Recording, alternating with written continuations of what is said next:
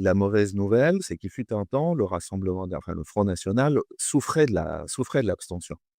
Notamment la partie populaire de son vote, du coup, si elle ne se s'ils n'arrivaient pas aux urnes, c'était un vrai souci. Aujourd'hui, dès lors qu'ils s'appuient sur des classes moyennes, des classes supérieures, des retraités riches et cetera, effectivement, tu peux te dire qu'ils vont être systématiquement présents et ce qui se passe en bas influe sur ce qui se passe en haut. On a bien vu, qu'un qu'un Lisnard était pas si défavorable à un Christian Estrosi.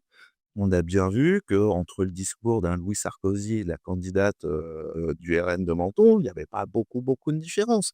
Hier soir, on entendait encore, là, c'est toujours sur France 2, hein, Laurent Wauquiez qui quand même s'était pris, une belle défaite à Lyon, expliquait qu'il fallait une primaire, de Attal jusqu'à Knafo, en enjambant le Rassemblement national, en faisant comme si, Reconquête, c'était juste un parti de droite comme les autres.